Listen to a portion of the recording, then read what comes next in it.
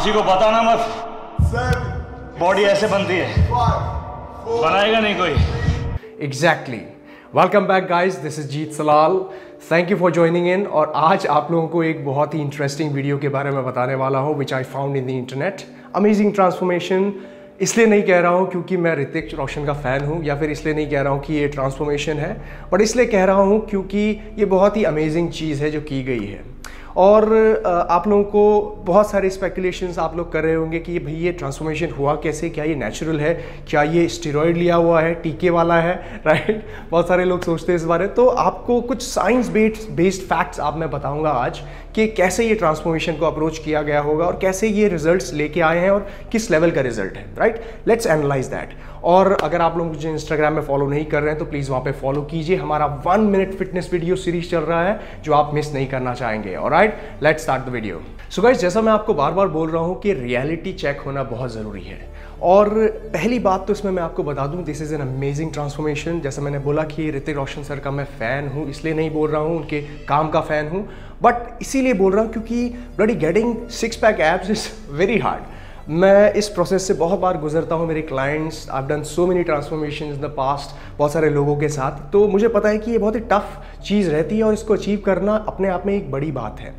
तो चलिए, एक्टिंग वैक्टिंग ये सब ठीक है, लेकिन हम लोग बात करेंगे फिटनेस पर्सपेक्टिव से, बॉडी बिल्डिंग पर्सपेक्टिव से कि ये कैसे अचीव किया गया है। तो इसके लिए मैं आपको कुछ 4 फैक्टर्स बताऊंगा कि ये पॉसिबल है कि नहीं नेचुरली, या क्या ये बिना स्टेरॉइड के किया जा सकता है या नहीं।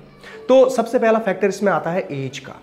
एज एक ऐसा बड़ा फैक्टर है गाइस जिसके बारे में बात करना बहुत ही ज़रूरी है, अदरवाइज हम बहुत सारे बड़े पॉइंट्स को मिस कर जाएंगे।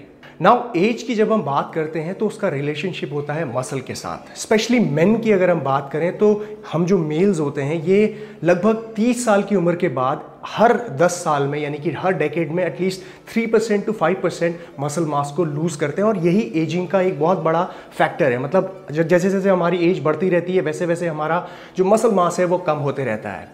उसके साथ साथ हमारा जो टेस्टोस्टेरोन लेवल है, जो बहुत ही ज़रूरी है एक हार्मोन आपके प्रोटीन सिंथेसिस के लिए, मसल ग्रोथ के लिए, उसका भी डिक्लाइन शुरू होता है। यानी कि 1% का ड्रॉप आपका एवरी ईयर होता है। एक नॉर्मल जो मेल होता है उसका जो टेस्टोस्टेरोन है वो 300 नैनोग्राम्स पर डेसीलीटर के आसपास होता है, लेकिन जैसे जैसे एज बढ़ने लगती है एक नॉर्मल टेस्टोस्टेरोन भी ड्रॉप होने लगता है। तो इन सारे फैक्टर्स की वजह से आपकी एज का बहुत बड़ा रोल है।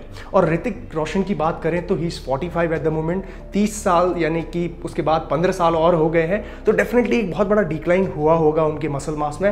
बट एक बहुत इंपॉर्टेंट चीज़ है कि ट्रेनिंग में कंसिस्टेंसी कितनी है, कितनी टाइम से वो ट्रेन कर रहे हैं, रेजिस्टेंस ट्रेनिंग कब से कर रहे हैं, वर्कआउट कब से कर रहे हैं, इस पे बहुत बड़ा एक चीज़ रिलाई करती है। और ट्रेनिंग से ही आपका मसल मास सस्टेन रहता है, जिसके बारे में हम टुवर्ड्स द एंड कुछ फैक्टर्स हैं उसमें बात करेंगे। बट 100% अगर आप ट्रेनिंग कंसिस्टेंसी रखते हैं, ट्रेनिंग को सही तरीके से कर रहे हैं, न्यूट्रिशन का सही ध्यान रख रहे हैं, बैलेंस्ड न्यूट्रिशन रख रहे हैं, टू द पॉइंट है न्यूट्रिशन आपके रिक्वायरमेंट के हिसाब से, आपके गोल के हिसाब से, which in this case hypertrophy is the goal, यानी कि मसल मास को बढ़ाना, तो फिर बहुत ही अच्छी तरीके से आप अपने मसल मास को मेंटेन कर सकते हैं। एक ग्रेसफुली एज करना जिसे कहते हैं, उसे हम किया जा सकता है, बहुत ही पॉसिबल है इस केस में, राइट। इवन दो 45 एज कोई ज़्यादा बड़ी एज नहीं है, एक नॉर्मल एज है, इसमें मसल मास को अच्छी तरीके से मेंटेन किया जा सकता है।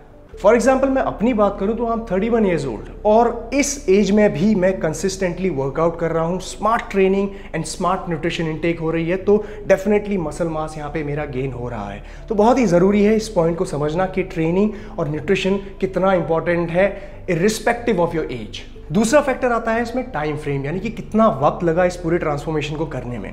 अब जब वीडियो हमने देखी तो उसमें लिखा हुआ था 2018 से सितंबर 2019 तक, यानी कि almost 1 year, and 12 months is a long time frame to transform from a chubby guy to a lean machine, right. ये बहुत ही पॉसिबल है इस टाइम फ्रेम में करना, क्योंकि ध्यान देने वाली बात यहाँ पे ये है कि अगर आप एक मेंटेनेंस लेवल कैलोरीज में भी रहते हैं ट्रांसफॉर्मेशन को करते हुए विद गुड ट्रेनिंग, तो ऑटोमेटिकली आपका जो मसल मास है वो वापस से गेन होने लगता है, या फिर आप नए मसल टिश्यूज को गेन करते हैं विद अ स्लाइट सरप्लस। और उसके साथ साथ जो एक्स्ट्रा फैट आपकी बॉडी ने होल्ड किया हुआ है वो कैलोरी एक्सपेंडिचर बढ़ने की वजह से बॉडी धीरे धीरे रिड्यूस करने लगती है। 12 महीने का टाइम है आपके पास, so it's very much possible to gain little bit of muscle and reduce fat at the same time time in this time frame. तीसरा फैक्टर आता है इसमें level of muscle mass and conditioning, यानी कि body fat percentage और muscle mass कितना रहा है। सबसे पहले बात करते हैं बॉडी फैट परसेंटेज की। तो body fat percentage around 10 to 11% मुझे यहाँ पे नजर आता है, और वो एक बहुत ही सही बॉडी फैट परसेंटेज है जो आपके मसल मास और एब्स को सही तरीके से डिस्प्ले कर पाए, यानी कि आप लीन लगेंगे, आपके 6 पैक एब्स दिखेंगे 10 to 11 बॉडी फैट परसेंटेज में। और ये नेचुरली पॉसिबल होता है, लोग साल भर भी इस बॉडी फैट परसेंटेज को मेंटेन कर सकते हैं। अब अगर मैं इस पर्टिकुलर बॉडी फैट परसेंटेज को कंपेयर करूं प्रीवियस जो उनके ट्रांसफॉर्मेशन हुए थे फॉर क्रिश 3 या फिर बैंग बैंग, तो वो बॉडी फैट परसेंटेज अराउंड 6, 7 या 8, बहुत ही ड्राई लुक वो ट्रांसफॉर्मेशन था। तो ये इन दोनों में बहुत ज़्यादा डिफरेंस है इन दोनों बॉडी फैट परसेंटेज में। खुद की अगर मैं बात करूं तो right now I am 8%, 7 to 8% body fat, as you guys can see. So this is 7 to 8% body fat, और इस कंडीशनिंग को अचीव किया जा सकता है naturally. So coming back to the point of 10 to 11 body fat percentage, क्या ये naturally possible था 12 महीनों में? बिल्कुल पॉसिबल है। सो यहाँ पे ये समझा जा सकता है कि 10 to 11% बॉडी फैट को अचीव करना नेचुरली पॉसिबल है। इवन आप और भी फर्दर जा सकते हैं, जैसे मैंने आपको अपनी कंडीशनिंग दिखाई। तो टाइम फ्रेम अगर आपके पास है, मसल मास आपके पास है, तो ये चीज़ अचीव की जा सकती है। ऋतिक रोशन ने एक ऐसे बॉडी वेट से स्टार्ट किया जहाँ पे बॉडी फैट परसेंटेज बहुत ज़्यादा था, मसल मास भी कम था, तो उनको 12 महीने का वक्त लगा इस कंडीशनिंग में पहुँचने में। मैं खुद की बात करूँ तो मैं usually around the year 12-13% body fat के आसपास ही रहता हूं, तो वहां से मुझे 8% में आने में ज़्यादा टाइम फ्रेम की ज़रूरत नहीं पड़ी। 3 से 4 महीने में मैं इस कंडीशनिंग में पहुंच गया, as you guys can see, right. तो ये बहुत ही ईजिली नेचुरली पॉसिबल है without the use of steroids, alright. इसी के साथ पॉइंट था मसल मास का।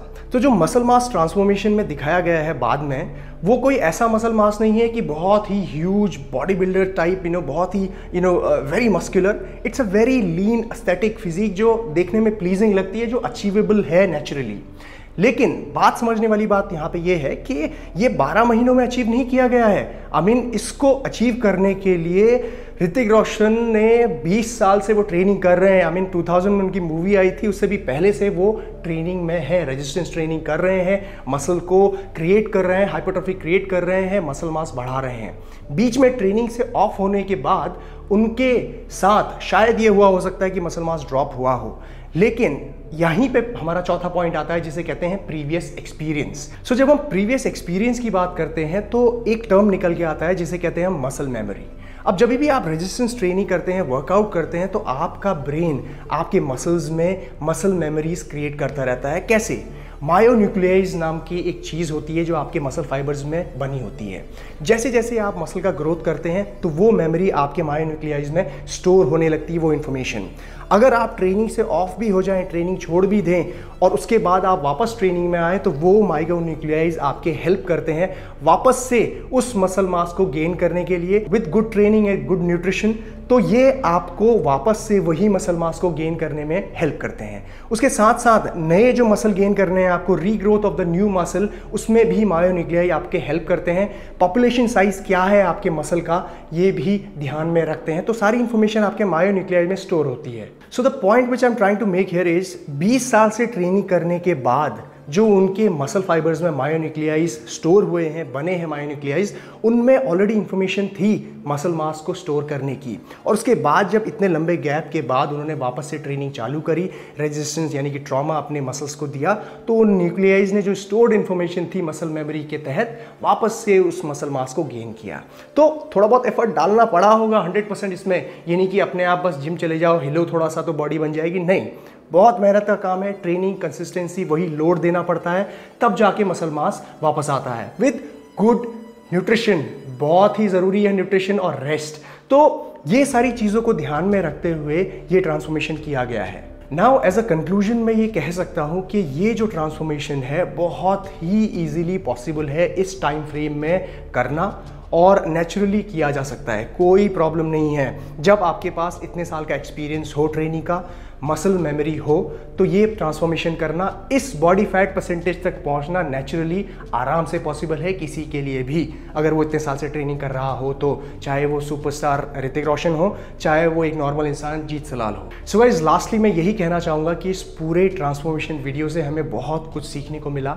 एक इंस्पिरेशनल वीडियो था ये, कि उन लोगों के लिए जो लोग सोचते हैं कि यार बिना स्टेरॉइड के लिए कुछ पॉसिबल ही नहीं है।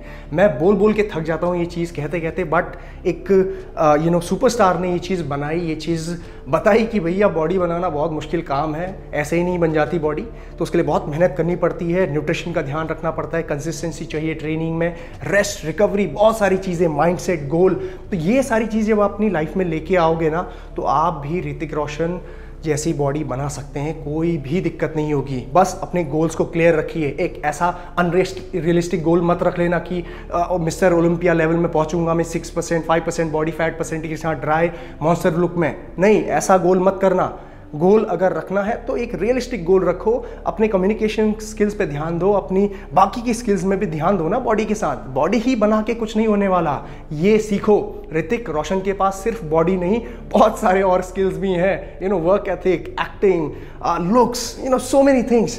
तो कम्युनिकेशन स्किल्स, तो बहुत सारी चीज़ें हैं, ध्यान दो उन चीज़ों पे भी, सिर्फ बॉडी पे नहीं। Alright, take care and bye bye.